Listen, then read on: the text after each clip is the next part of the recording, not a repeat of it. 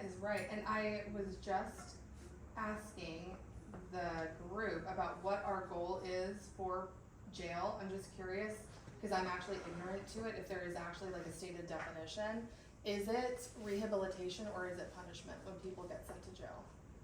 I don't think there's a stated definition, but I can tell you, in terms of sentencing, a wise judge once told me there were 3 things that he needed to look at. Judge Kelly, if you remember Judge Kelly, and I've never forgotten it. And number 1 was rehabilitation of the offender. Number 2 was the message to the community. And number 3 was essentially a timeout for somebody who had committed some offenses, so that we got a break from them. I think it might be helpful to point out that 70% of our jail population right now is pre-trial, which Yes. means they are still presumed innocent. Wow. And so I think that we need to think about what that looks like and what that means for justice. We have a big COVID backlog of cases. Our court system has all but shut down for a while. I mean, we got hit pretty hard by COVID and had a pretty concerted response to try to control the pandemic, which Dr. Moore did a great job of that. But it did slow things down for our teams. Yeah, for sure. And it's created a backlog. And so for folks who couldn't post bail or who were detained for safety reasons, a lot of them are languishing while our teams try to get out from under this and push cases forward. And you're talking about county jail, right? I was Or the asking, prison system. Prison system's different. it was more of a broad question. So, yeah, so maybe it's probably best to explain sort of county jail and function. Mhm. Folks who come across our desk, cases that we file, depending upon the seriousness of the cases, there's a judge who makes a determination about whether somebody should be inside the county jail, out on some sort of monitoring, or just kind of OR'd on your own recognizance, come back to court. And when the court looks at that, they're looking at a couple of factors. Public safety is clearly one that they look at. The second is, is this person likely to come back to court? And so the court ultimately, we sometimes, or often frankly, on that may have different opinions. So the court will make determinations about sort of who should stay in, who shouldn't stay in. The reality, and I know you folks had a meeting with Chief Escalante and the Sheriff's Office, is our county jail is, depending upon the day and all that, I mean, it's pretty full on a regular basis. So these determinations that judges have to make ultimately are difficult determinations, balancing acts, and trying to figure out who should stay in. There are other folks, because of folks that years ago used to be in prison, have come back and are serving their sentences in the county jail instead of the state prison system. So you wind up with, the jail's getting pressure from both sides. Pre-trial people who have not been. Hi there, welcome. Hey. Are you here for the safety meeting? Yes. Yeah. Yay, thank you for coming. Sorry we're late. That's what No worries. So you're looking at what Heather was referring to as the pre-sentence population that are there to try to determine what's going to happen to them.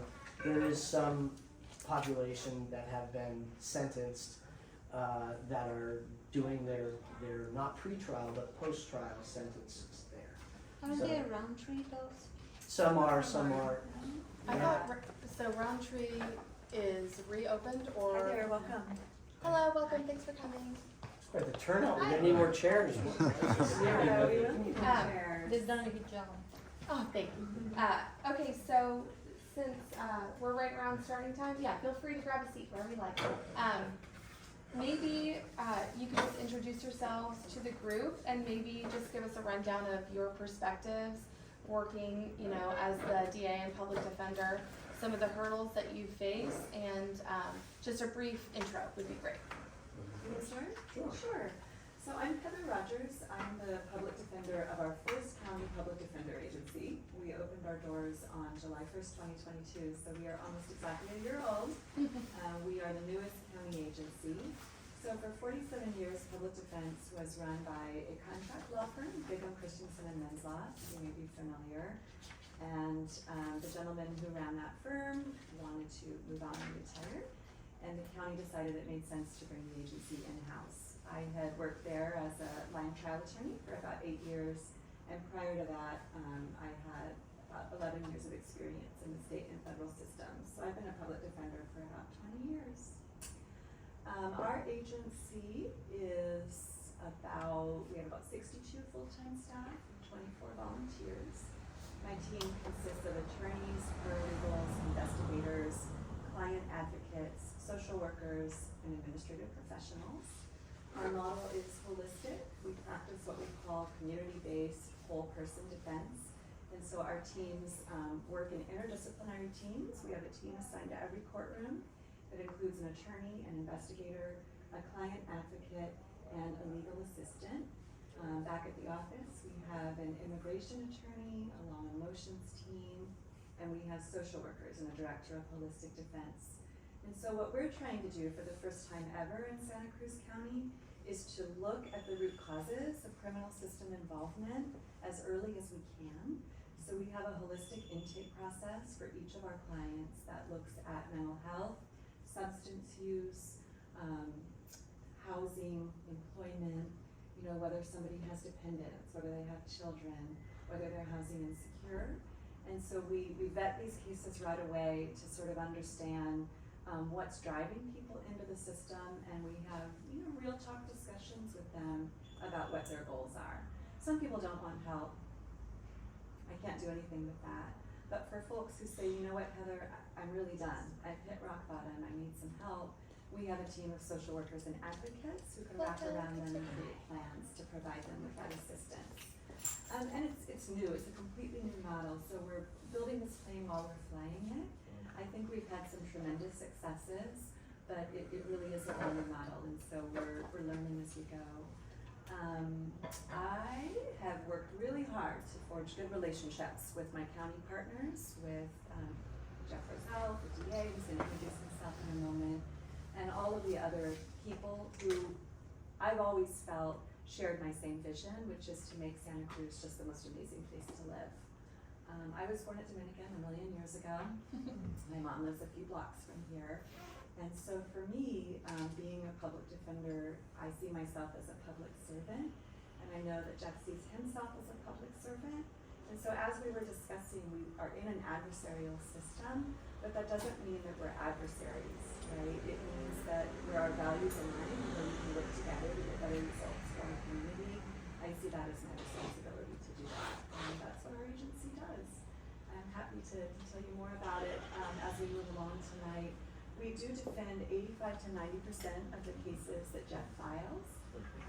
It ranges between 6,500 and 10,000 a year, depending on a lot of factors that maybe Jeff can speak to more than I. I think the pandemic has affected our caseloads. I think sentencing realignment has affected our caseloads. But we defend the cases that are filed by the prosecution. We also staff all of our specialty courts. We defend people who are facing involuntary commitment in probate due to mental health, contempt, and child support cases.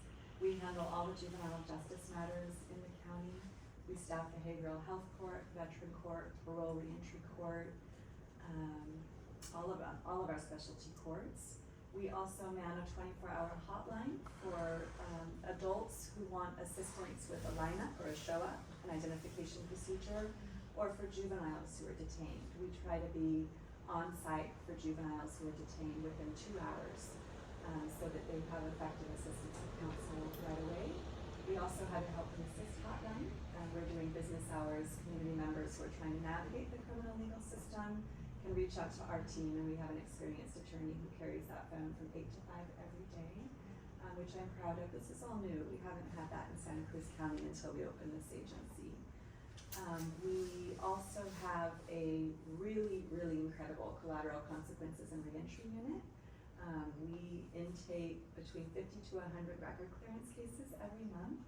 We have a 98% success rate in clearing up records, which means that we're helping our community members remove obstacles to housing, employment, student loans, college, all of the things that they need to get back on their feet. And Jeff's team rarely opposes. Oh, hi, welcome. Jeff's team rarely opposes these motions because we have a holistic unit that really puts together a mitigation package to show how someone has turned their life around. And his team is really good at saying, they did, and so they deserve now to have this record cleared so they can reenter the community. We do post-conviction relief that is responsive to sentencing realignment. There are a lot of people who serve really long sentences in prison, who the legislature has now said those sentences were too long and didn't make sense. We represent them in securing freedom for people who, for example, were sentenced to life when they were still children, 15, 16 years old. We bring those back to court so that the courts can take a second look at them. We provide advocacy in all those areas, and I'm probably missing something, but I'm blathering on, so I'm going to pass the baton to my friend and colleague, Mr. Rosell. Nice to see all of you, a couple of familiar faces. My name is Jeff Rosell. By way of background, I went to college here at UC Santa Cruz, moved away. I've been a lawyer since '89. I've been a prosecutor since 1990. I was in Hawaii for 4 years, and I came back to Santa Cruz in '94, and became the DA. Bob Lee, if anyone knows Bob, passed away in 2014. So I've been the DA since 2014, and our office, we've got about 100 employees, 40 lawyers, 15 police officers, basically investigators. The motto of our office and our driving force is to promote and ensure public safety through ethical and just prosecution. And for us, public safety and victim-centered sort of prosecution, victim-centered solutions are paramount, make no bones about that. We do believe in various cases, and I do support Heather's holistic defense, that with certain types of offenders, if you can get these folks back on track, if you can get them the support that they need, we are clearly supportive of that, depending upon the individuals. We may have disagreements over who needs what, but it's a system. I can tell you that in many ways we are blessed to have in this community. The relationship that the DA's office has with every police agency here is a good relationship. We get calls on serious cases. We've got, and always have had, somebody on call 24/7 for search warrant requests. We have somebody on call for sexual assault cases 24/7. We have somebody on call, and a DA will go out to the scene of every homicide that takes place in this county, usually multiple DAs. So I can tell you, if we are going to be involved in these cases in terms of making determinations and decisions about whether to file, on the serious ones, on the homicide cases, we want to be out there from the very beginning so that we can see what's happening. And sign search warrants and those sort of things. We, as an office, have supported and started one of the programs called Neighborhood Courts. I don't know if anyone's heard of that. Neighborhood Court program is literally a program that is run by the DA's office, and CRC, Community Resolution Center, has some hands in it, but it is basically to take folks who are low-level offenders and keep them completely out of the criminal justice system. We get referrals from the public defender, but the idea is to have community members such as you sitting in a scenario where we try to get to the root of what this person's offending behavior was, why did they do it, and how do we prevent it. There were a lot of folks that were very interested in becoming involved, and how do I take care of my community, and what can I do. And the Community Courts program has been a shining example, and I think we've had one, maybe two people that have reoffended who've been through it. Others are in scenarios, and we've heard various sort of issues, whether it's alcohol or whatever, are just blessed that they're in it. Getting thank you letters from people, thank you for putting me in this program, and having community members that seem like they actually care about me and want to help me. So it's been a tremendous success. We've got 150 about people that have gone through the program. We have a monolingual Spanish program set up so that people who are monolingual Spanish speakers can go through this program. We have behavioral health court, which I know that was one of the concerns you folks have. People with mental health issues, There's a behavioral health court that literally is targeted at helping those folks, giving them what they need, and providing support so that they're not out reoffending. We staff that. There's a veterans court. We have a veteran in our own office who is in charge of the veterans court, near and dear to his heart. We have parole reentry court. We are deeply involved in that. So we are literally in all aspects of the court process, and our motto is, just what I told you. It's really public safety. That is what drives us. We don't always share the same idea, frankly, as the public defender or the judge, in terms of what our vision of public safety is, but it's important for everyone to understand it is an adversarial system in some ways, for sure, and the courts are the arbiters, the people who make typically the decisions on what to do with folks.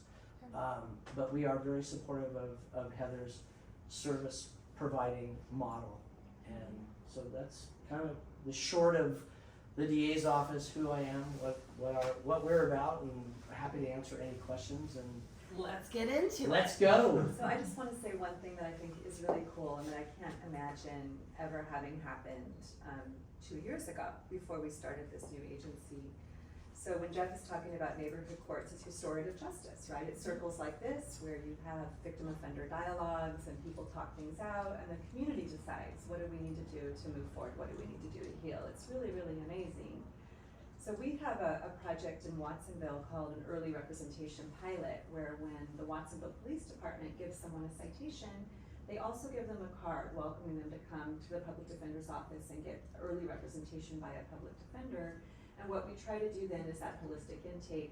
It's like the canary in the coal mine. If somebody's struggling with substances, at first they get an infraction, then they get a misdemeanor, then they get another misdemeanor, then they get a felony, and sometimes it can take 3 months to get a court date.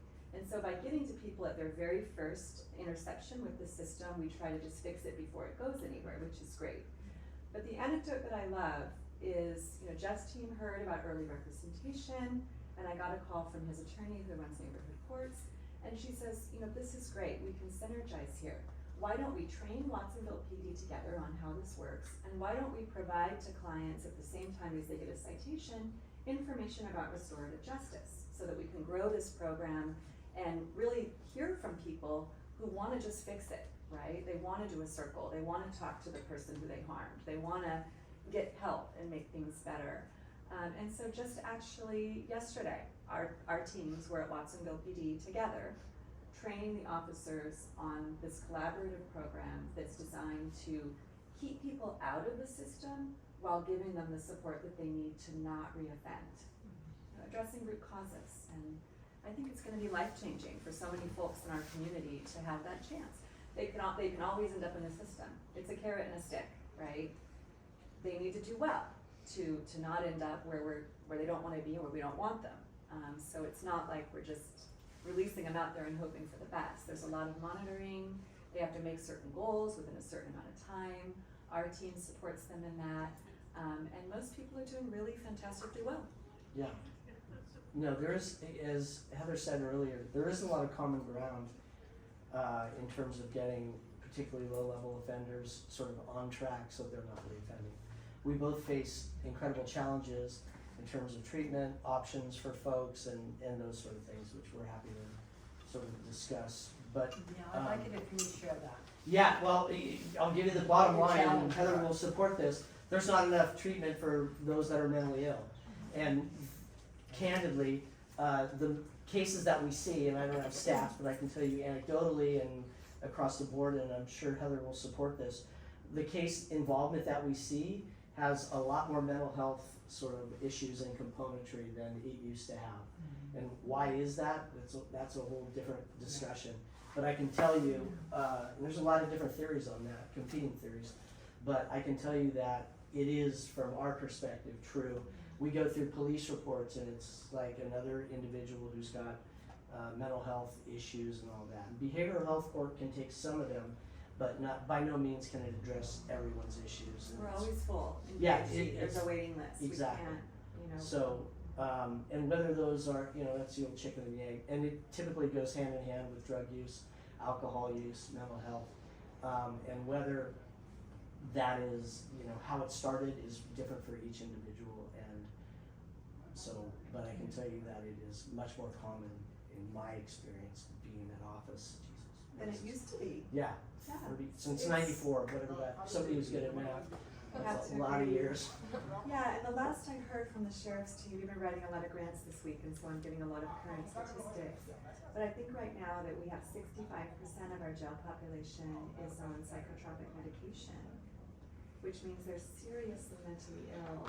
And that doesn't include the many, many more people who are suffering from, issues that don't require psychotropic medication, but who could benefit from therapy and other interventions. And so the criminal legal system has become the de facto mental health system without the expertise and the resources to effectively deal with these problems. And we're working fast and furiously trying to take care of everything that's thrown our way, but there's only so much that lawyers can do to solve problems that really would be better handled by public health.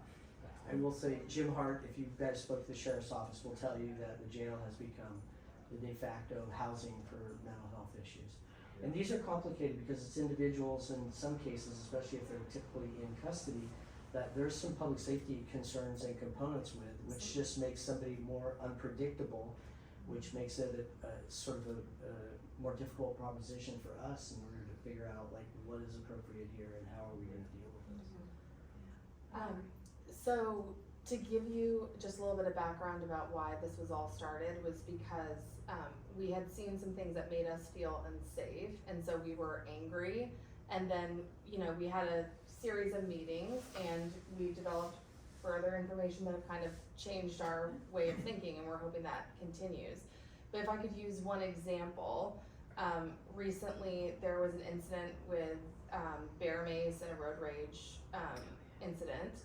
And so this is what brings you back to that place where I was angry, where, I was walking down the street and a person that was not well was waving around a knife, and the sheriff's office told me there was nothing that we could do about it, even though I was walking with my 2 little kids.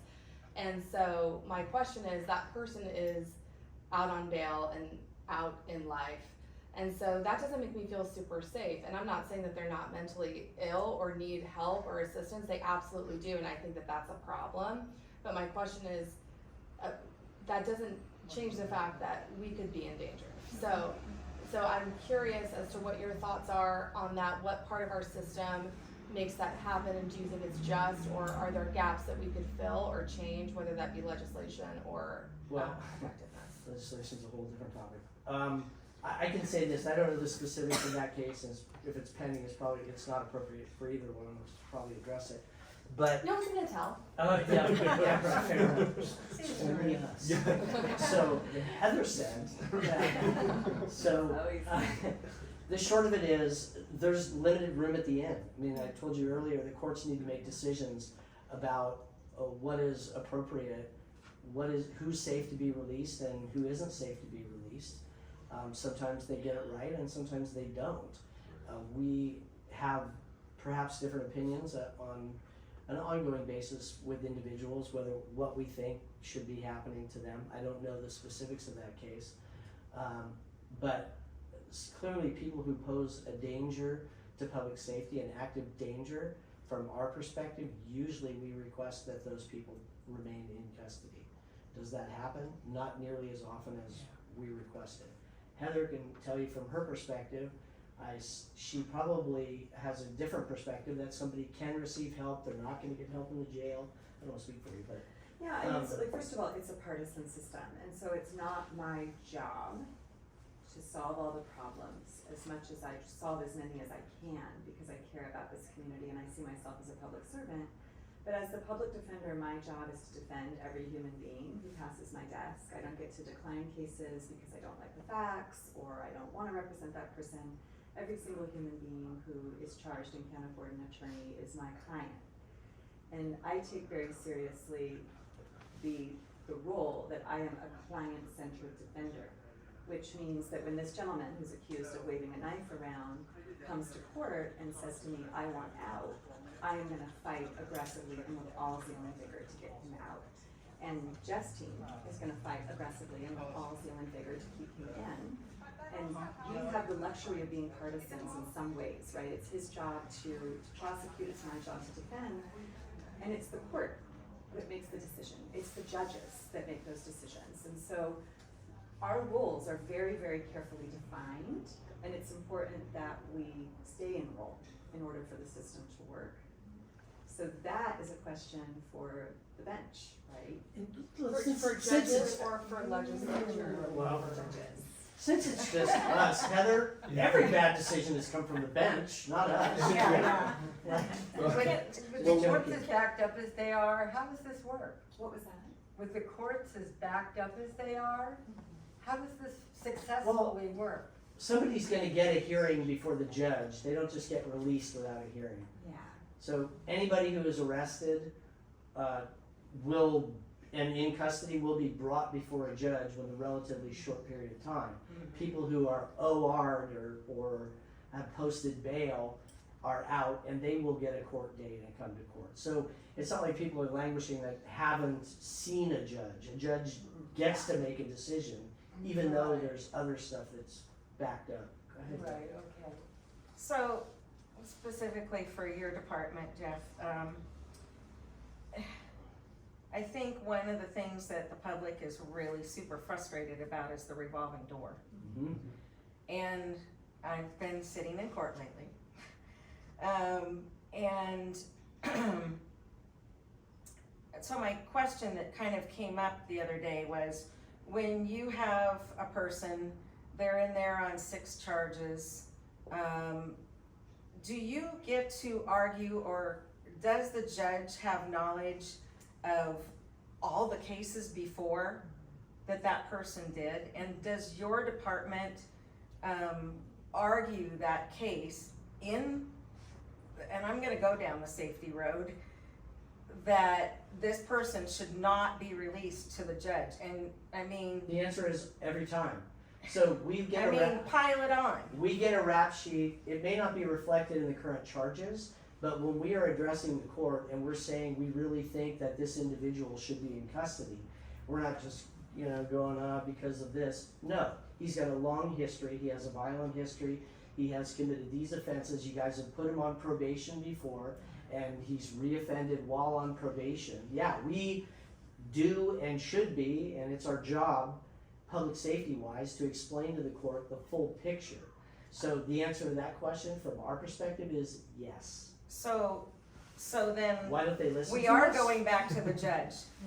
Because what I'm seeing now, and I always used to be upset at probation, what I'm seeing now, and I don't know why. It so ain't that- the old days. That's the No, short I answer. understand that. I understand that, but that's where I'm trying to grasp this, is what I'm seeing now is that the inn is full. Yeah. And the judges are putting these people on ankle monitors, and So it's Let's face it. ankle monitors. There's 2 considerations for the court, and actually maybe a third in terms of crowding at the end. Is this person safe to be released, and are they going to come back? And well, I then- would say and no then on both accounts. Well, you may, but the judge probably, and we may too. But there's also another X factor, which in the old days, there was plenty of room at the inn, and but now there isn't. So, I'm sorry, but when they have an ankle monitor on and they cut that ankle monitor off, Yeah. to me, that's like escaping jail. Yeah, That is not brought into a court case at all. it is. It is, It's a but charge. but they're not, the cases that I've been watching, where they had an ankle monitor on, they cut it off, they came back to court, nothing was said, nothing was added. If that happened, that is not typical, and we should not be doing that. I mean, and Heather can So- speak, they're her clients.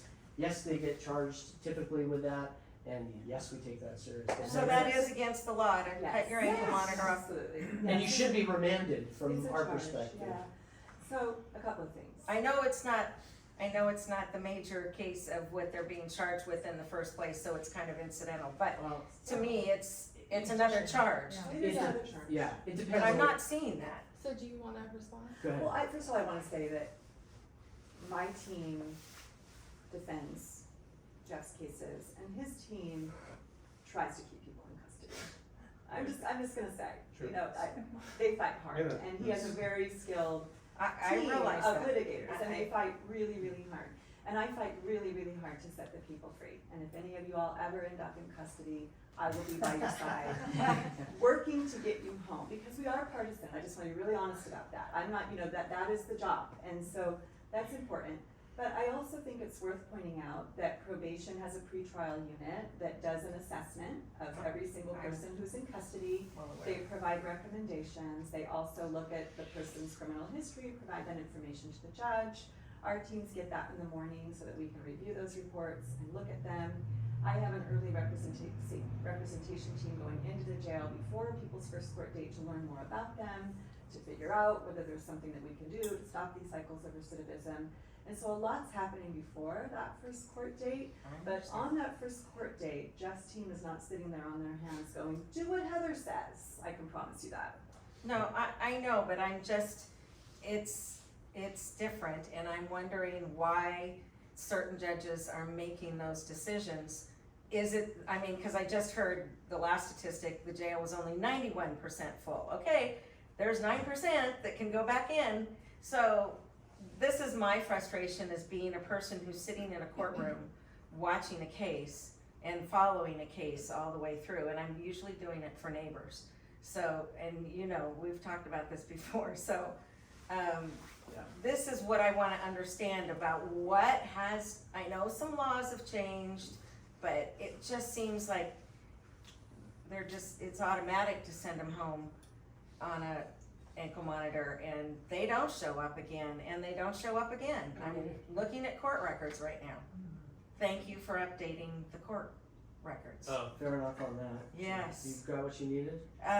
Now, yes, I can see most everything. It takes some interpretation, but, yes, thank you for doing that. That was a big step and a big, huge difference. So for those of you who don't know, you can go into the court portal. You can actually look up somebody's name, and if you have to have the case, this is another complicated thing.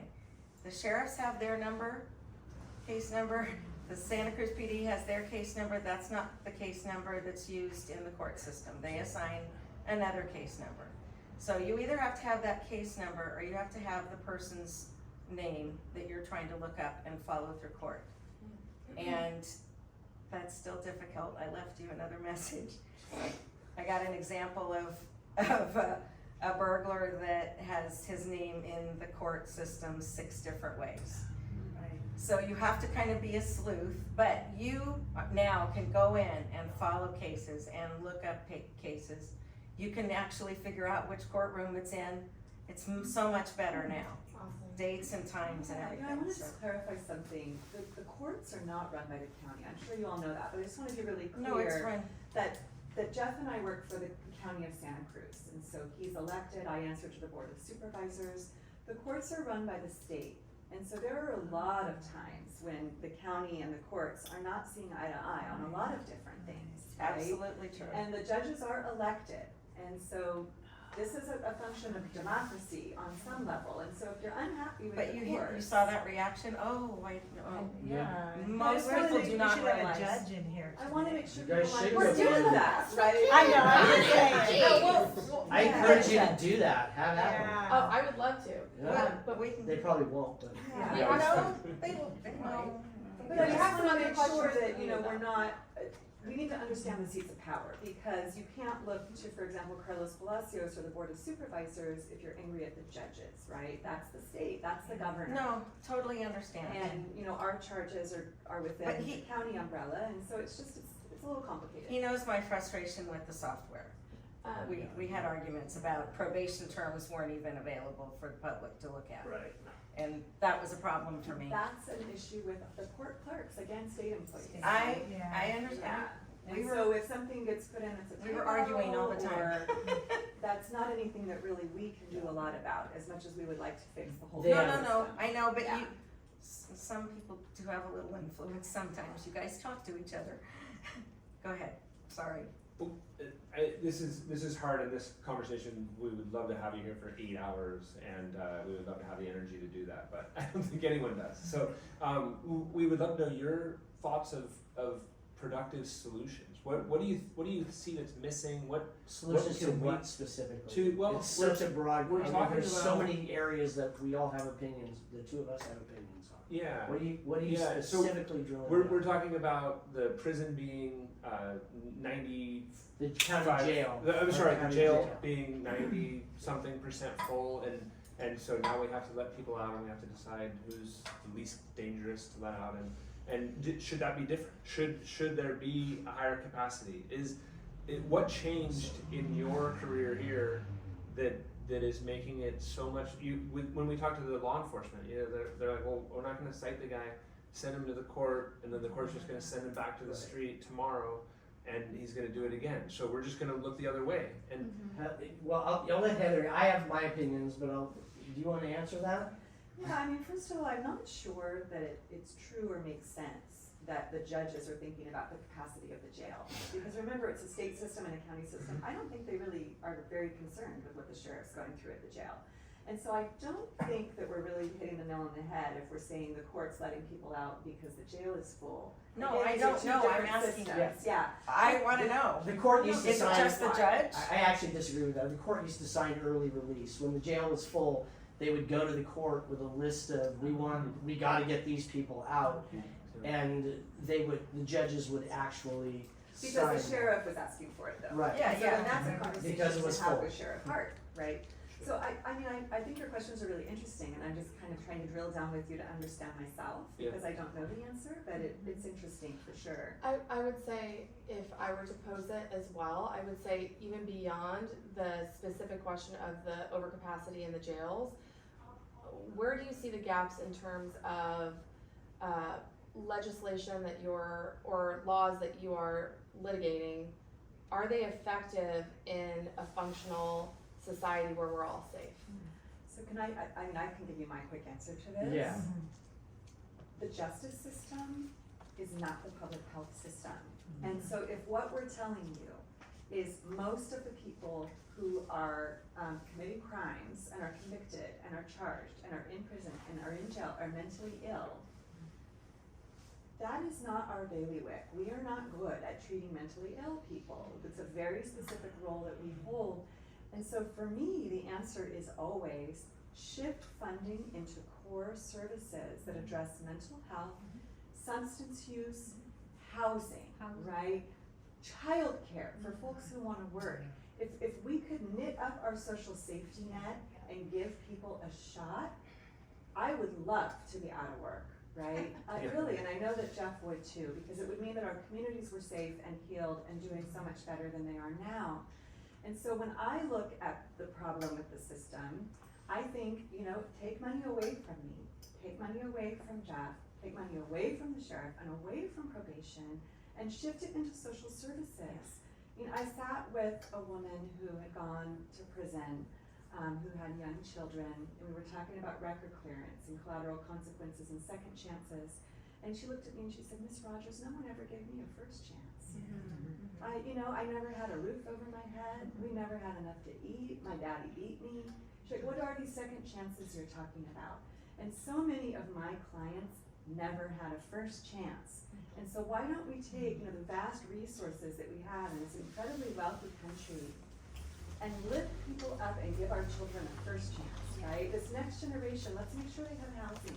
Let's make sure they have food. Let's make sure they have childcare so their parents can work at the jobs they want. Let's get them soccer shoes and put them on sports teams and reopen our rec centers and have parks that are, fertile with opportunities for youth. And then we're not gonna have these problems in the next generation. I have a question. Defund public defender and fund public health. I have a question. If you're stating that you know that a large percentage of the people that are in jail are mentally disturbed, basically, I would say 85 to 95%. and you're working to get them released, there's a disconnect there for me. Well, no, there's not, because it's the Sixth No, Amendment. it's for to the me. US I didn't say for Constitution. you. I said for me. But we have to remember that the US Constitution is what created that system, right? And so it's an adversarial system, which means that the idea is that you have Jeff's team presenting one view, my team presents the other, and there's a neutral arbitrator that makes the decision.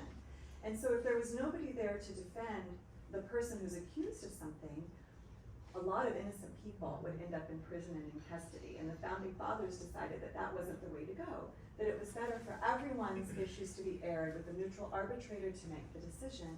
And remember, my team is practicing holistic defense, which means that, you know, a year ago, under the old system, no one even asked about mental health or substance use. My team now goes in and provides wraparound social supports for clients because I never want to see them again. Right. I'm tired of knowing everyone in this town. Bottom because I've line though, represented them there are a 15 lot of times. crazy people on the street. That's the bottom line. And I they're mean, not that's gonna be what we're fixed in seeing, jail. and that's what Yeah. makes me. They're not gonna, so, real quick, let's just level set. There are very few people in this country who get life without parole. All of the rest of them are coming back to the streets. So why don't we provide them with the treatment that they need Boy, I get to that, come back but that's well not and gonna whole? happen right now. Warehousing human beings does not fix their mental health problem. Right. It exacerbates it, it doubles down on the trauma. So you said something about taking it away from probation, and we had that discussion before, and I brought up that the grand jury about 5 years ago said, let's take the probation department juvenile delinquent facility and make it a mental health facility and take care of it. There's a courtroom up there, there's everything You up there. mentioned that in a meeting last night. Why aren't we pushing for that? I know, We're gonna both agree on this. There's not enough mental health treatment. I There's know not that, enough but let's locked start beds in somewhere. this county. Yeah. Well, the answer to your question about juvenile hall now is they need it because the state has done away with DJJ, the Department of Juvenile Justice, and has put all of this burden, frankly, back in our counties. But, so the answer is, there's a lot of people with mental health issues out there for sure. And there's not enough treatment for them, there's not enough treatment beds, there's not locked facilities so that we could feel safe to put somebody in while they get help. So Heather and I will agree on that, and we'll tell you, as a county, we have done a bad job of providing mental health support. Not just for criminals, you know, people who've been in the criminal justice system, but even on the front end. Do we have less now, or is it just a bigger problem now? It's, well, that's a secondary issue. It seems to me that we have a lot more people who have mental health issues, Yeah. you know, than we used to. Okay. But we also And- have a lot more homelessness because of the housing crisis. That and we, all of when that. Santa That Cruz came goes out, together. number one in the Right. country as the Right. most, yeah, like, Right. it's As the most, pardon me? the Expensive least place to affordable, rent. place to live. And the crisis Yeah. in 2008, a lot of people lost their housing, lost their job since that All time. true statements. So, I will praise Heather, and I will say this. In the old days with the public defender, they looked at it case by case. Oh my God, I just want to get him out and work on this case and look at the next case. And what happened is, these people would get out, get another case, then come back, then get out. Yeah. We used to call them rubber band cases, because in the old days, you put them together with a rubber band, and now you have 5 or whatever. So the public defender has taken a very good approach in terms of not just looking at the case with blinders on, but trying to get holistically sort of a picture of what the problem is, so that we don't have this revolving door. I would like to say Okay, I like something. that. Which is a good thing, we praise that. We don't always agree on who should get that, Right. Right? right? Yeah. But, But they're But all you getting shouldn't. out eventually. Yeah. I wanna be safe too. My mom lives 2 blocks from here. And if everyone's getting out, why don't we provide the treatment and resources they need to be safe? No one ever looks me in the eye and says, you know, Miss Rogers, when I was 12 years old, I wanted to grow up and be caged and addicted to drugs. They all wanna go home and be well too. And so I feel like we as a community need to provide treatment when it's asked for. For those who don't want it and are gonna keep doing what they're doing, Jeff's got that covered, and they're gonna end up. That's a huge population in this. It city. is. Let me say, I want That's my issue. I'm sorry, you have a lower voice over here. I want to say something because I want to say a lot of what you say depends on the angle that you belong to. So you're saying certain things, but I, for example, have been part-time NAMI for several years. So I get to see a lot of families that have family members that end up in jail only for one crisis, one psychotic break, one something. They're now recidivists, they have a family behind, and they can easily get back on track because, you know, mental health gets criminalized. So when you're calling these people, when we say this, like Heather says, there are some things that could be done. For example, to mitigate the devastation that occurs in jail to people that only have one incident or a crisis or something. And for example, solitary confinement. This is a letter that was sent to the San Mateo County Jail by Disability Rights California. And a lot of the things that they describe are happening here. Solitary confinement, 23 hours a day, is incredibly devastating to people. So if you have a person with psychic vulnerabilities, they're not gonna get better in solitary confinement. So something needs to be done to help with that. And there's one more thing. This is a lawsuit, San Mateo County Jail, because the sheriff there, like the sheriff here, decided to eliminate all physical mail. Now, physical mail is a lifeline for people in a community, for family members. If you take all of that away from people, these people will re-enter the community, right? There are communities, so if they suffer because of that, the family suffers, you know, this is gonna be worse. So these things could be tweaked, for example. They're still getting mail, they're just using a different format. Mm. So just FYI, I mean, if you're talking about, SmartJail.com, yes, the tablets are very few. Hardly anybody really gets to have those messages. okay. You need to look into it because we could have a long talk about that. We can, and I can tell you that there were some security concerns with mail being sent in. It is being proven because many prisons in the country use physical mail with no problem. Okay. The contraband is now, the research proves that doesn't Okay. happen. I- So I'm just saying some things could be done to make things easier for some people. I think that you raised some good points, and, you know, these are very complicated issues, and I think that we, as community members, this is great, that we can sit here and talk about hard things from different perspectives. The only way we're gonna move forward is to not otherize each other, to not alienate each other, to not shut each other up and shut each other down, right? But instead to share like this, to share ideas, and, you know, all of it's true and all of it's complicated, but I appreciate your desire to engage with us on it. So I you just would wanna say, that. bottom line, take the money away from you guys and probation and everybody and put it into mental health Some facilities. services. Not all, Not all. but No, but- because we're still gonna, eventually, we would love to work ourselves out of a job, Right, sure. but I guess my point Efficiently. is that, Yeah. that budgets reflect community values, and my hope is that we can just help people get better, right? I really think that we defunded behavioral health. We got rid of all of our mental health facilities. We got rid of all of the beds and all of the hospitals, and we just released everybody out onto the street in a crisis of housing where there's nowhere for anyone to be. And we said good luck with that. And, you know, in my family, we have folks who have mental illness. And so I think it's very easy to otherize people who are suffering from mental illness until it's your brother or your mother or your sister or your aunt who wants nothing more than to get better, because mental illness is terrifying for the person experiencing it. And you have nowhere to go and no help to give them. Even if you're affluent and have health insurance, there's just nowhere to go, there's no support. Let alone my clients who are poor and never got the first chance, let alone the second. We have to have some compassion and not just anger and fear, as scary as things are. If we really want to solve the root problems, we have to really look at people where they are. The whole thing, you know, not just the waving of the knife, which is terrifying. And as I shared with you, I have 2 children too, and I feel all of that. But I also just challenge you to think about, is warehousing that person for 60 days gonna fix it? And I know it's not, right? We need to get these people help. 100%.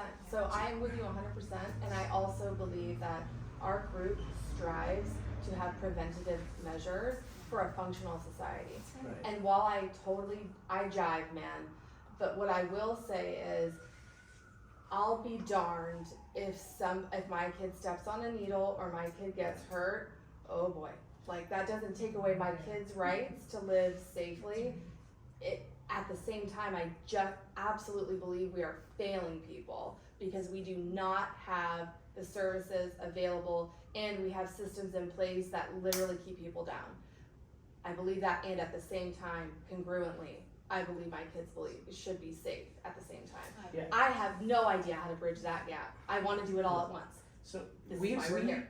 go ahead. So speaking of services, I wonder if either or both of you could speak to what's being offered to folks who are being housed either at the main jail or at Roundtree about education, either through the county office or through Cabrillo, because education is such a fundamental piece that's missing in so many of these folks' lives, and providing them ongoing education applicable to jobs once they get out reinforces our belief in them as community members, and also enhances the very strong probability that they can get gainful employment, perhaps even afford to live around here. Absolutely. I mean, I'm aware of the programs at Go the ahead. jail, but I feel strange speaking for the sheriff. It feels like that's more Jeff's. Yeah, look, the sheriff is the one running the programs. Our involvement as the DA's office with how the sheriff makes determinations on how to program people in there. I can say this, from Heather's perspective, you can speak to it, Heather, you probably know it better than I do. I don't think anyone's gonna say anywhere that there are enough services. For those incarcerated in CDC, for those incarcerated in the county jail, educational opportunities and that sort of thing. I read something recently that talked about the average inmate at California Department of Corrections reads on a 7th grade level. Because So they never got that. they never got the opportunity on the front end. So Heather and I, you know, we deal with what comes across our desk. What comes across our desk in large part for our folks who have had bad scenarios, have committed crimes, have gotten drug addicted, never wanted to be there, but that's where they are. So we really, we both support an upstream approach. So by the time it gets to us, there's already a major issue, typically on the more serious cases. So we have, as an office, supported things, frankly, all over the county. Trunk or treat, trying to get involved with youth. We do outreach. We just did farm worker outreach for neighborhood courts. 180 people out at a strawberry farm. And that's both of us. Both of us. My team's there.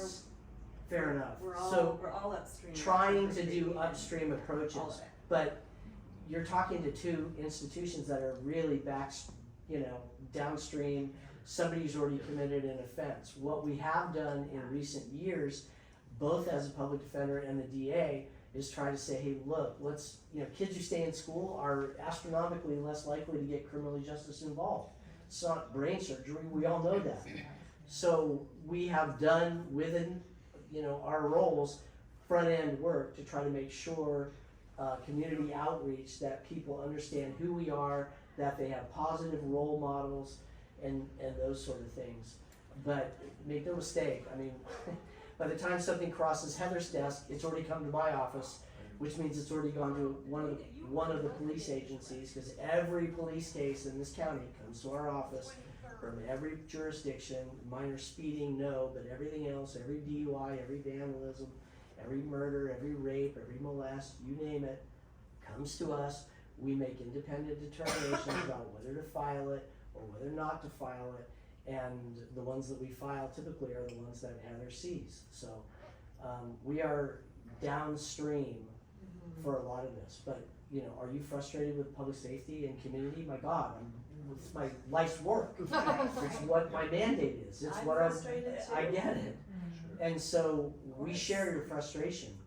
And there's a whole host of why is it this way? There's a whole host of questions and Just to answers. answer your question about programming, the sheriff does have a lot of programming. It's not as good for folks who already have a high school diploma or GED, but if you wanna work on your high school diploma or GED, there are groups that, I've had a lot of clients get their GED and their diploma. And there's also this cool thing that we're working on now in the jail called Rising Scholars. And so it's a way to, link people up to Cabrillo so they can work on their higher education, to provide support. We're even talking about housing for those folks.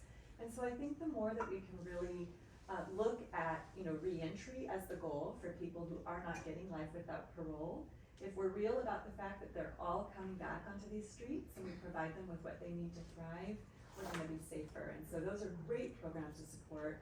There's a lot of volunteers who go into the jail. Friends Outside does amazing work, getting into the jail and providing programming that actually helps people get back on track. I think it's really critical. We're working with the sheriff and community partners right now on re-entry planning for people. My dream is that 90 days before release, we do a holistic outtake, right? So you start with a holistic intake, and then before folks are released, I wanna do a holistic outtake. Where are we at with all of these things? How can we link you up to the supportive services that you're gonna need out here? Who's your community? Who's picking you up? Who's bringing you shoes? Who's gonna make sure that you stay sober and on track? Where are you gonna stay? So that people have a chance of actually succeeding. My office is a few blocks away from the jail, and I have people wander down from the jail without shoes on. What do we think is gonna happen to this person who we just incarcerated ostensibly to rehabilitate them when they don't even have shoes on their feet? What's gonna happen is they're gonna go commit a crime because they need shoes on their feet, right? And so I envision a world where we are actually setting people up for success and making use of that timeout, as Jeff likes to call jail. Not what I call it, but if we're giving folks a timeout, then at the back end, don't we want it to be an effective timeout where they have a shot now of correcting their behaviors? Were you gonna say something? Yeah, earlier you were talking about, like in Watsonville, you guys have a program where you hand out like a pamphlet to people who get arrested to try to reach out to community courts. Are you guys gonna do something like that in Santa Cruz, or have you? So this is a pilot, so we are shoestring and stick of gum over at Public Defender. We're doing a lot with the little. That whole program, early representation, is run by our holistic defense unit. We have 2 social workers, a program director, and then 6 client advocates who are basically young people coming out of college who are interested in social justice work. But long story short, I would love for every single person who's charged with a misdemeanor to have the opportunity to meet with an attorney and to meet with a social worker, to meet with our holistic team, to try to see what's going wrong and to try to fix it. And what I love about that particular program is if you give someone an early rep card and they actually show up at my office hours, you're getting the people that want help, right? And so it's resources well spent, because you're not calling them into my office. These are folks who are making the effort, knocking on the door and saying, you know, Ms. Rogers, yeah, I have a drug problem and I don't want this to spiral. I wanna get better, right? Or I'm unhoused, or, you know, I'm in an abusive relationship. There's 1,000 stories. And I love it when they walk through the door, because those are the people who deserve my team's efforts, right? And so it's cool, it's great, and I want everyone to have the opportunity. We're victims of our success. We are working really, really, really hard to provide these services to the community and trying to show that they're working. So I'm collecting data, I'm collecting outcomes to make sure we're using our resources wisely. And in a couple of years, I'll be able to come back to you all and tell you whether it worked, right? Because I'll know how many of these people recidivated, how many of them didn't, how many people just needed like a little lift to not end up deeper involved in the criminal legal system. Is that a grant that you get for that, to pay for that, or how do you get the money to pay for that? No. So 3 of my advocates are funded by a Prop 47 grant, but this is the tough decisions that I have to make as a leader. I'm given a budget, right? Okay. And I have to decide, you know, am I gonna get 3 social workers or 1 attorney? Am I gonna get 6 advocates or 1 social worker? Do I need another paralegal more, or do I need this more? And what I'm investing in right now, and it's a small investment because we still need to defend all 7,000, 8,000, 9,000 of those cases, but I've decided that it makes sense to take part of my budget to try this, to try holistic defense, which is a model that's working in other communities like ours to actually solve the root causes of criminal system involvement, because I wanna be safe, because I don't want that knife waving when I'm walking my 2 children on the streets. And I know from being a defender here for a decade that I represent all of these people over and over. It's a revolving door, and they're not getting better, they're getting worse. That is insanity, to keep doing the same thing over and over without trying something new that's working somewhere else, right? So we're trying it, but I need to show our board that it's working. They don't want to invest in some brand new thing. So I'm trying to show the results. I'm trying to show, you give me 2 social workers, look at how many lives we changed. You give me 6 advocates, look at what I did with that. I saved this community millions of dollars in jail beds, right? By just showing up early to give people the support that they need to get better. So that could become, maybe your pilot program can be like, look what we did, we need money to support this. If it works. in But you know, other you all are the cities. voters, we Yeah. wanna use Yeah. our money in a I way think that that's makes sense. Right. And this has never been tried here before, and so, you know, I really start. love creative, innovative solutions to intractable problems, because we're not trying anything new, and so we're getting the same results, which are what you experienced on the sidewalk. So what would you say as far as what comes across your desk out of these, let's say 6,500 cases this year? What are the most common offenses that you're seeing? And of the people that you're seeing, you know, what's the percentage of repeat offenders to the same offense? So First of all, there's a lot more misdemeanors. Misdemeanors are punishable by up to a year in the county jail. That's the definition typically of a misdemeanor. Felonies are anything punishable by state prison. So we have the county jail, we have the state prison system. And I will tell you, the majority of cases have mental health, or at least a lot of the cases that we see have mental health involvement. They also involve substance abuse. And we're looking, I mean, people talk about the fentanyl crisis. You're talking about fentanyl now mixed with xylazine. You're talking about literally the most addictive, deadly, dangerous drug that mankind has ever seen. And it's cheap, it's available, and people are using it.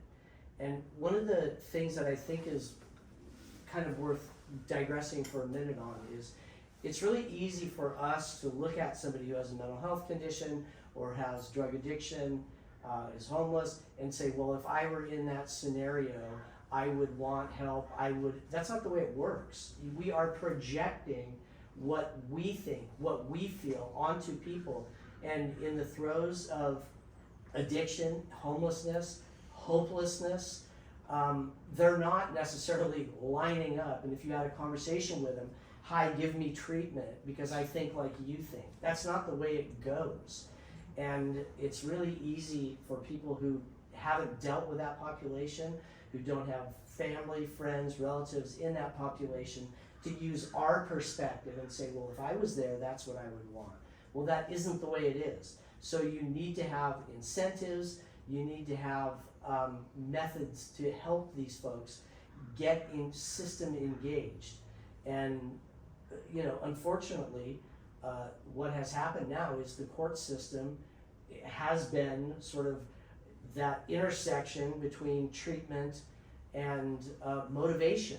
And that's a whole different discussion about how motivated people are after we've had, frankly, a reduction in the currency of what cases are worth. But make no mistake about it, there's dangerous, deadly drugs. None of us would use it if we know. It's like Russian roulette. Yeah. Would we do that? Of course we wouldn't.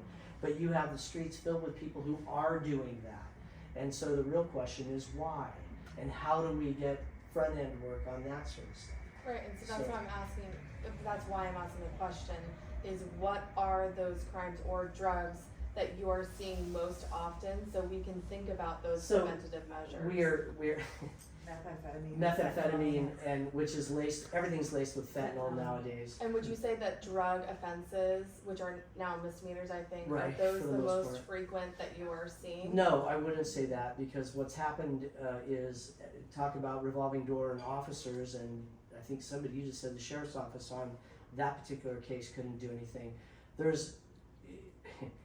Law enforcement is going to arrest, is going to do something when they actually think there's a consequence and a result at the end of it. That's what they were saying, yeah. And so you're having a lot of scenarios where people are cited now. Are they going to come back to court? Of course, many of them are not. And the ones, I applaud Heather for handing out cards to folks who are accused of various misdemeanors. But if we think that a large part of the mentally ill population who gets arrested for some small thing are going to show up at our office, it's not going to happen. So you need to have a different way to get them system involved. In the old days, when there was frankly some consequence, nobody went, and that's a whole different debate, to prison for simple possession offenses. What it would do, it would provide motivation to get them into treatment. And they had sentences that were attached, 90 days for dry out period, basically. It wasn't a mystery that they had certain numbers. But I think a lot of that has gone by the wayside. So as soon as I remember drug court, as soon as they reduced possession offenses to misdemeanors, everyone's like, shit, I got 10 misdemeanors, what do I care, I'm out. Is that the Prop 4757 that people talk about, or is that That's a whole different thing? Prop 47 for the most part was reduction of theft offenses and other things. Okay. Prop 57 is a different animal. That's another 2-hour discussion on those. That's okay. But people, from my perspective, you got to help motivate folks to get treatment, because the idea that these folks who are living in these horrible conditions that we would never want somebody to be in, and we don't want people to be in, are just gonna line up like we would to get treatment. That's not realistic, Marina, it's is not the I reality. wanna add two things, and I'm the researcher here. Research shows that having group homes where people with certain vulnerabilities can be would cost half as much than what it costs us to keep people in jails and prisons, half as much if we had them. And also that, I just read the most recent report on homelessness for the state of California. It has really interesting data, and I don't wanna contradict you, Mr. Rosell, but for a lot of people that are homeless, actually, they would like to receive the help, they would like to receive the treatment, and the data is statewide, so. I'm speaking about the criminal Yes, population, okay. just so we're clear. I'm just. But it's the same population, so Marina, I wanna lift something that you just said. There is a program right now in Denver, a housing program that's basically, piloting a look at how many, there's a myth that people who are unhoused don't want houses, right? And so this pilot is really looking at that, right? And the truth is that if you offer people housing first, which people need housing before they can get sober, people need housing before they can get stable. Without a roof over your head, I'm just being real with you right now. If I'm living on the levee during catastrophic flooding, I'm probably gonna need a drink, right? And it's because it's awful, it's trauma. And so People do need a roof over their head. Yes, they need a Okay, roof but they over their need, head. these people do, With they supervision. need structure. Absolutely, Yes. supportive housing. And so I guess what I'm Yes. saying is you're Okay, asking, good. what should we invest in? Thank you. We should invest, I agree with Jeff, that carrot and stick is the right approach. I'm a mom. You give all carrots, you give all sticks, nothing's working, right? That's just human life, right? And so we do need consequences, we need, hope though, too. Like what we have now is just consequences and no hope. If we could house people and give them support, social service supports, and have some sticks attached to, whatever it is we're asking of them in return for this housing, what they're finding in Denver with this pilot is that it's working. So we need to invest in public health. We need to understand what is driving people into the river and fix those things. Or else we're gonna be working like we do now, night and day, and just representing the same people over and over again. Is care court changing any of that? I mean, we don't have it yet, right? But it's not a solution. So care court is aimed at a really small, this is another, I'm happy to come back and talk about care court sometime. Okay. This is a whole nother big piece of the thing. Care court is aimed at people with psychotic spectrum disorders. Okay, we are talking about extremely mentally ill people who are unable to care for themselves. And so we're talking about people who are almost at the level where they should be conserved. It's an incredibly small population. We're predicting maybe 150 people a year are going to be eligible for care court or routed into care court. That is not gonna solve this problem, right? We're talking about people who really can't care for themselves at all, right? And it's important that we're looking at that It's a huge problem, population. but it's not. And I don't think It's criminal It's not gonna system solve it. involvement is gonna really help those people. I feel like we're, square peg round hole, that's my personal opinion. I'm still gonna do everything I can to lift up my clients in that system. It's not gonna solve what we're talking about tonight. Well, the people in NAMI, the population in NAMI disagrees with that in part because up until now, if a person has a psychotic break or something, the only way for them to end up getting treatment if they have no insight is to get criminalized.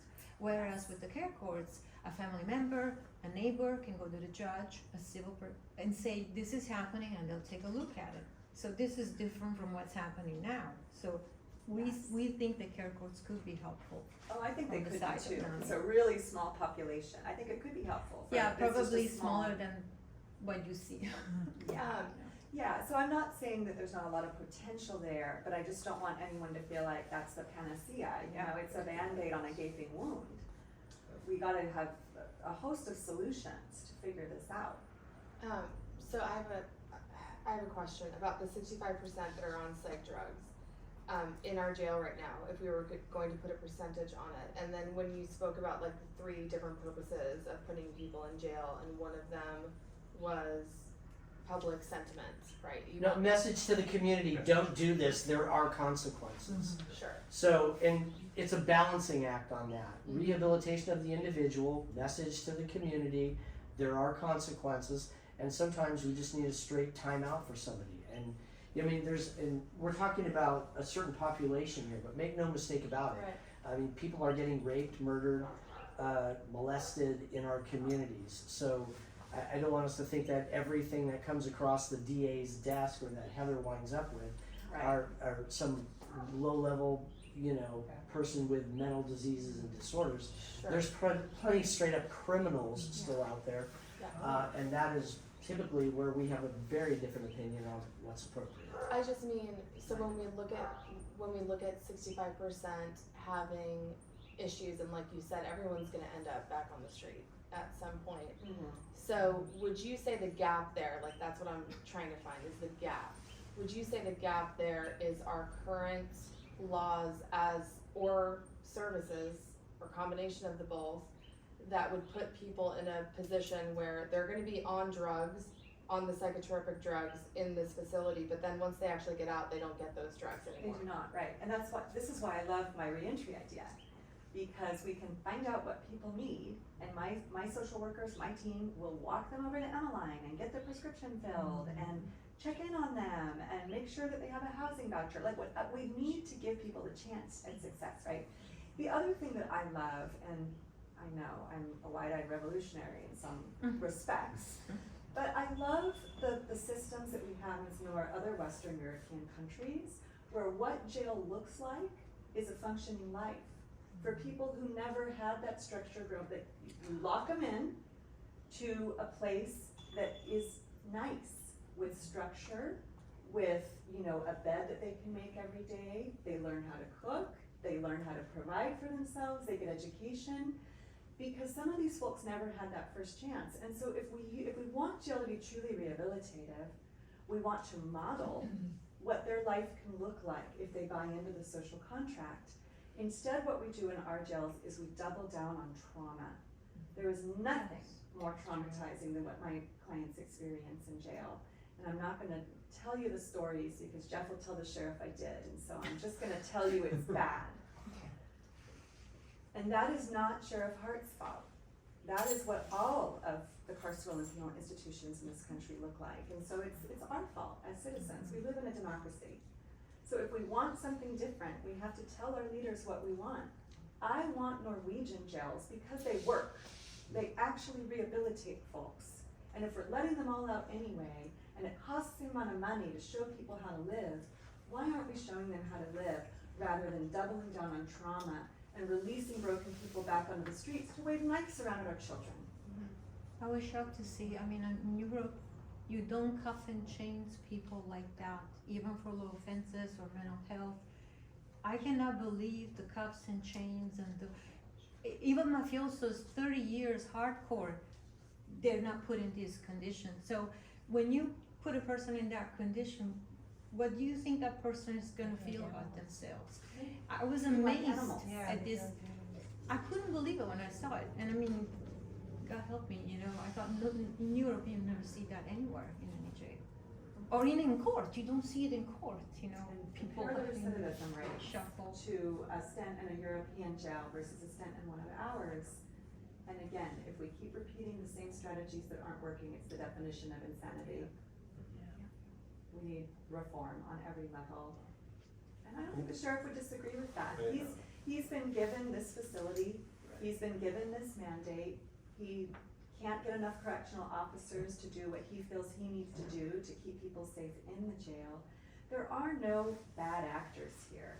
Everyone who got into this work, we did it because we're public servants, right? Because we care about this community. And so I definitely don't want to throw stones at any one single human being, but we as citizens in a democracy have to take accountability for the choices our leaders make. What are the areas that our county is failing compared to other counties that you guys see? Mental health beds, mental health treatment, And that's a front end percentage of work, money. that front end work, so, Isn't that- these are damaged Group individuals. homes, Housing. Yeah, housing, Isn't that but Yeah. isn't that the county? And the You know, cities. from what I This- understand, we have very little county involvement in solving these problems. well, the state is gosh. failing, we don't, So how do, all this seems, I agree with everything you're saying, actually, okay? I spent years in mental health, and what you're saying actually does work, okay? But we have a situation, I think the town's in crisis, and I think we need to find, I think we need to somehow find a way to deal with what's going on more immediately than talking about down the road. I know this is educational for everybody, And, and that's a perfect segue to wrap up. We I know, respect your sorry. time, we've gone over it, and we really appreciate it, and I appreciate exactly what you're saying, and we would love to know, where do you think we should go from here? We're just a couple concerned citizens, and we're sitting around in a we're gonna circle, make changes. and we're so appreciative of you guys taking the time to be here, and I think you should have a conversation with the courts if they're willing to Yeah. meet with you. You've had a conversation with law the sh- enforcement. law enforcement, the sheriff's office, and Chief Escalante. You got a take on that. You've had a chance to look at a couple of participants who do agree on a lot of things. Yeah. And I think you should have a conversation with the courts. I think Yeah. you should have a candid, honest conversation about how they make decisions and what they do, and how they factor in public safety with individual rights. And the fundamental difference between my job, victims are first. I make no bones about it. That is what we focus on. That is what I view public safety first and foremost as. Protecting people from being straight up victims of crime, having knives waved at them, and any other type of victimization. In that process, is there room for focusing on offenders and getting them help and all that? Absolutely there is. It's not the solution in every case from our perspective, but there is some common ground that way. Heather will tell you her focus is on her clients, as it should be. There's different jobs that we have. Zealously represent your clients with an eye toward community safety. Frankly, we're the only one tasked, not even the judges, with doing justice as our ethical sort of obligation, and that is what we do. So I think you guys should talk to the judges. Behind every person on the street, behind every complaint about this, frankly, a judge has made the decision. Not me, not Heather. They made the decisions. They're elected officials. When's the last time we had a judge? I literally didn't even think about it. Like we It's really good. We're all chatting. never crossed my mind. So I don't know if they'll meet with you, but I think it would be interesting for you to have a conversation with judges. That's really And if true. they won't, find a retired one that'll have a conversation with you. That would be good. Yeah, that's really true. A lot of people think, and I just had this experience with my burglar, that. Sounds like you bonded. Yeah, no, I went to the neighbors and they said, oh, good, he's been arrested. Like, okay, he's been arrested, now everything's fine, and the judge and everybody will do their jobs and take care of it. And I said, sorry, we're gonna go sit in court and watch this whole process. So they're getting an education of things that I've already seen in court, and it's eye-opening. Can I just steer you in a different direction? Please, Yeah, yeah, but- it's your turn to but- answer but the question. I know, it's my turn. So, just back up a minute. I think that who you need to talk to are the folks who are responsible for providing housing, the folks who are responsible for providing health and services. Why don't we have these mental health beds? Why don't we have a locked psychiatric unit? Why don't we have some housing solutions for our community here? And so if we always focus the conversation on justice and only think about Jeff and me and the courts, we are missing the point. Justice is giving people that first chance. And I would focus on our children. The folks that we're dealing with right now, we may save a handful of them, but a lot of it is just done, right? The baggage is too heavy, the wounds are too deep. This group should be thinking about the world your children are going to grow up in, talking about education, talking about housing, talking about giving our youth in Watsonville soccer shoes so they can join the soccer team rather than the game, right? Talking about giving our kids some hope that they have a future here. And I feel like if I were all of you, who you're clearly very committed, right people, that is where you're gonna do the most good, is actually looking upstream. It's a word that we use a lot, but we look upstream because downstream it's too late. But we live in a situation where it's around us all the time. And we're gonna do our It is best around to us work all with the you time. to, I'm gonna do my little bit as the public defender to, make a wedding dress out of gunny sacks, and Jeff is gonna do his best to try to give people consequences that are meaningful, and we're gonna try to do reentry. we're gonna do all the things. But if you're talking about how to invest time and money, let's invest it in our kids and make sure that our next generation is not in this mess. So just for the record too, you guys were like one of the last on the list. We've had a couple of meetings with service providers, Housing Matters, Free Okay. Guide. Did they you know. point fingers at us? No, I'm only actually, joking. there's That was- been a lot of pointed that was fingers only and for a you laugh. guys did not have it. So Yeah. anyway, But yeah, so and that's the whole goal. We got is this. We're trying to find ways that we can solve and where we can focus our energy, because the actual goal for the group is to do something. So, you know, and we welcome your feedback as to where that should go. Heather's right about the upstream approach on some level for sure. It depends on what your goal is. If your goal is to understand, which is what I was interpreting it as, I don't know how you leave the courts out and not have some sort of a complete understanding of what they do, why they do it, Yeah. what motivates them. And who they're accountable to. Who are they accountable to? You elect them. You are Yeah. the taxpayer. So Yeah. remember That when you go building to is They're all- yours. and you just don't even look at who the judges are, and you're just like, You yes, just yes, check yes, them yes, all and yes. they're never challenged. That's That They is are your elected courthouse. judges. That You is your elect them. courthouse, you paid for it. They work for you. yeah. They should come to the meeting.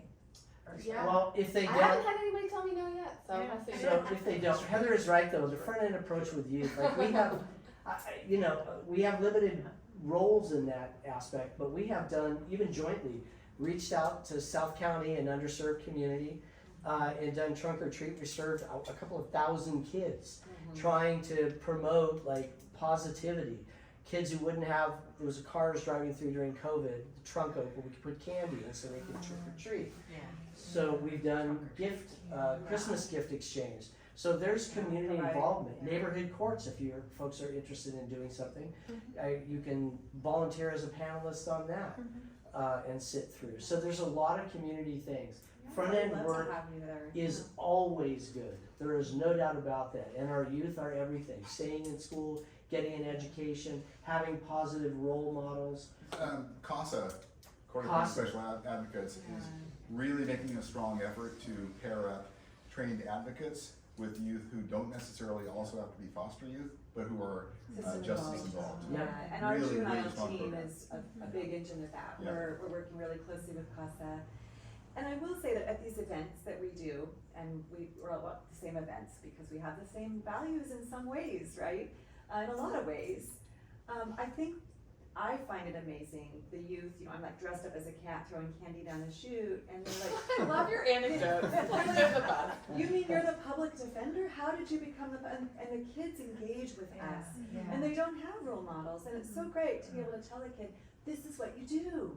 You graduate from high school, you get good grades, you go to college, you go to law school, and come work for me, right? I think all of you just be out there with the children that don't have the parents that you are to your children. And it doesn't mean you have to be a CASA or you have to be a foster parent. Sometimes it's as simple as like volunteering at these events and handing out candy and just talking to kids and giving them some hope. Like think about the people who changed your life, right? It was somebody who said something that struck with you. For me, it was a teacher. I grew up a poor single mom. No one in my family had gone to college. It was a teacher who said, you know what, I see something in you. You can be something. We can all be those adults that change lives. You know, one thing I noticed from the very first meeting that Kaylin and Marvin started, there were like 80 plus people, almost 100 people. Especially COVID has separated people in the community so much, and we need more community involvement and to interact more with the people in the community that do what you do and other people do, because there's a total separation. You see what I'm trying to say? So it's been really great that they've made this effort that has Thank you. brought some people Thank you. together. Well, and thank you guys for participating, because I think it has been helpful and it's been interesting, and we're still a little confused as to where we can go and what we can affect change. There's so much to this, and this is just one more step. So now There's we a have lot of housing a coming. few extra pages Yeah. of The notes. housing elements. and- Housing is Yeah. crucial for sure. Yeah. I applaud you for actually taking the time out of your lives with all of the things that are going on to actually care enough to do something like this. So, and you're right, we have so much more in common than we do differences. Except we don't see that. We get in our own little sort of world and look at things with very. People want to come together and They have do, fun. and people want to be, for the most part, there are exceptions I can tell you about, but want to be good, decent humans, and help each other, and want hope and love and all the things that we all want. I'm sure So- you get to see the worst. As I say, nobody comes to the DA's office for a good reason. Either you're a victim of a crime, or you've committed some offenses, and we do a lot of back end work. We've tried even cooperatively to go do some front end work, but I think it's incredible that you actually care enough to try to find out what's going on in your community, and we're always here to help participate and tell you what goes on from our Thank you. And I lives. just wanted to follow up quickly on your advice about serving the youth. The Youth Action Network, and they come into the high schools and they'll do a big fair for the students that have all the resources the students can take advantage of. And they've been to Pajaro, and they've been to Watsonville, and they've been to North County high schools. It'd be great for this group to invite representatives from all of those different agencies to come in and give their 5-minute talk about who are they and what are they doing, how can all of us help and support them, because they all need help in different ways. Maybe it's a one shot, maybe it's ongoing, maybe it's Boys and Girls Club and you can mentor, maybe it's a different time where you're helping to make sure that they have socks, whatever it is. So I'm gonna be bugging you because you've dropped some acronyms, and I feel like you know what you're That's what we talking do. about. Okay. So, and I would love. Half of them are true, the other ones are just made up. If I We could go ask, one-on-one. They're all true. I'm gonna back you all up. That's right. Dan, that's United Way. You should talk to PVPSA. so here's my question though. Yes, If I could just ask one more question, so something that I have found is, like, I'm completely ignorant and new to all of this, but I have found everything's kind of disjointed, and there's no place where you can go as like a hub to the different departments that have their hand in all of these connected issues. And so you just mentioned 2 acronyms I had never heard of, and I have had so many conversations. And so I feel like, have you noticed that as well? Because you're dealing with people who are potentially going into jail. You have to have access to certain services to offer them. So do you find that as well, that it's disjointed, that there is no central spot? It is. We're getting better. We're getting, so 211 is a start. So what we've done in my office is we have these advocates, these young people coming out of college who are interested in getting some job experience, and they've created an Airtable mapping all of the social services for me in the county, and we make connections with each of those agencies. We get a liaison, we get a process to apply for help. And it's been so helpful because I've been a public defender for 20 years, and every time you're recreating the will, right? Every time you're just like cold calling people. So now I have a database of hundreds of services, and my social workers and my advocates have made a connection there. I have a cell phone number at Deanie at PVSA or whoever it is. Like, I actually now have someone who will answer the phone and be like, oh yeah, Heather, we got you. Here's what's available. It shouldn't just be public defender clients who have that kind of a database, right? Wouldn't it be amazing if we had that for our community?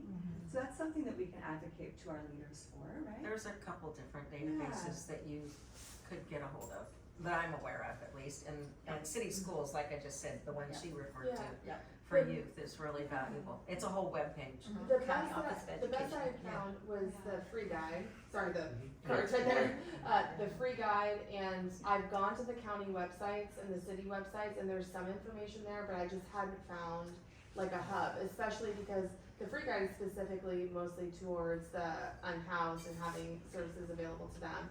And I'm just wondering, like, the preventative measures as well, and where everybody can go, and I just feel like that would be really helpful. Yeah, city schools, that The website's County incredible. Office of Education, if you look on their website, they have a resource page and that's for the youth resources.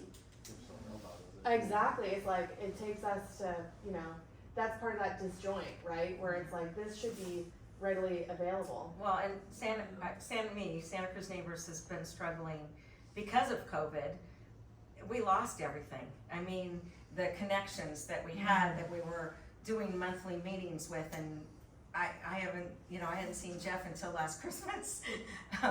So we're struggling actually to reconnect with all of those efforts too. So, but there's lots I can share with you guys. Sometimes seems to be a feature of Santa Cruz, because when I lived up to the university, there were people in one department that knew nothing about what was going on in other departments. It's like, and Same so thing. I find that even agencies, there are many agencies here that don't know what's happening in another agency. Right. Because I've been kind Well, of remember, It's though, called that silos. we have so many governments, right? So you have the county, that mostly deals with, sort of the big structure of government and the unincorporated areas, law enforcement wise. You have Santa Cruz City, you have Capitola City, Scotts Valley, Watsonville, Aptos, SoCal, and there's a lot of different governments in this very small area.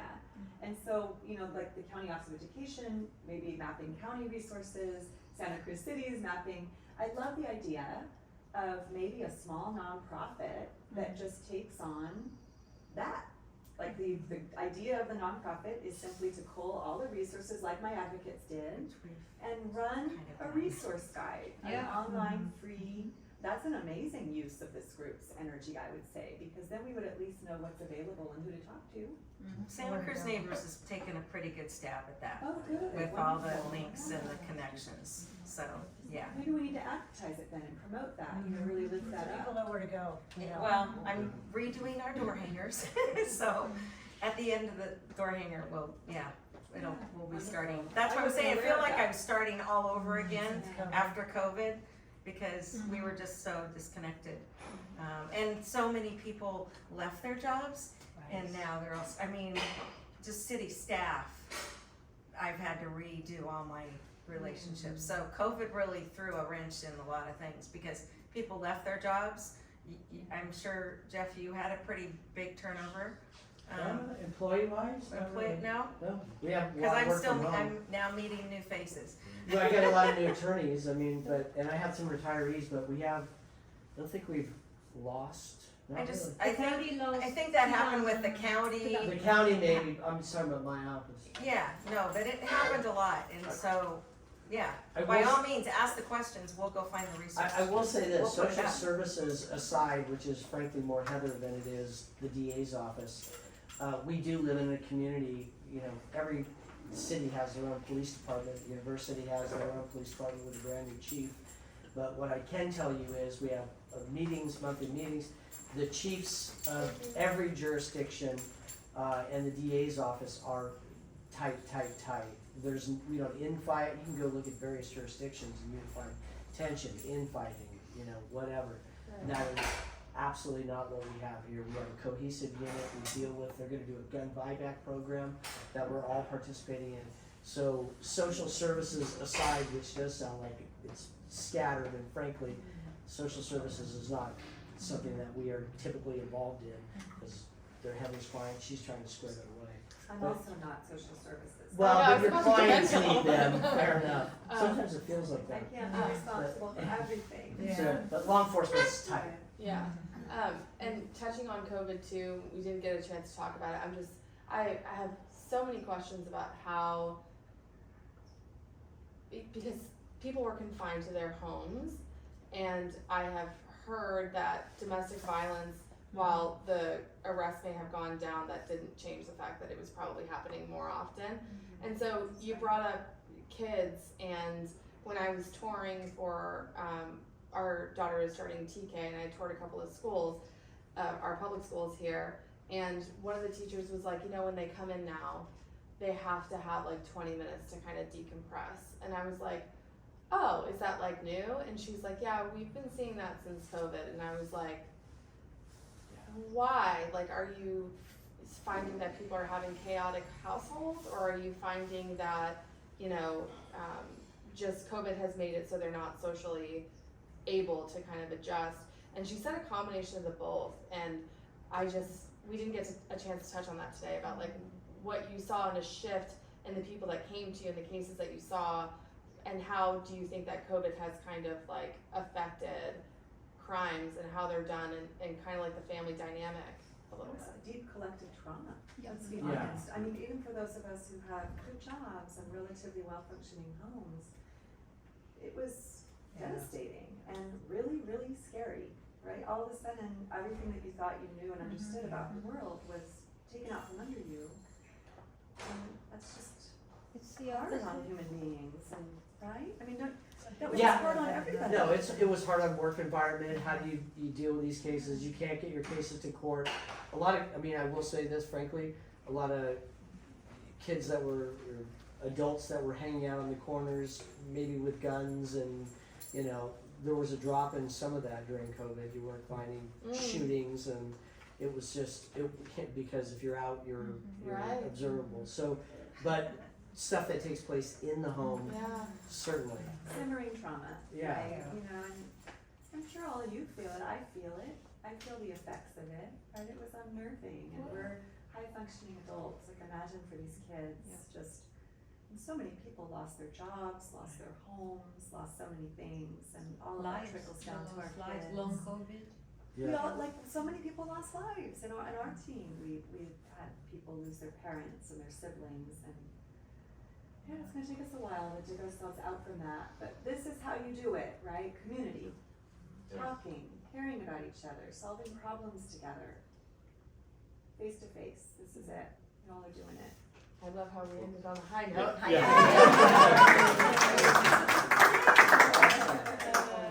Thank you Yeah, so thank you. Really a much. pleasure. Nice to meet all of you. Yeah, reach out anytime. Thank you. Nice meeting you, Ms. Brenda. Very nice to meet It's a you. pleasure, and I know it's like not Follow an easy topic, Yes. and Thank you, I appreciate it. Good work.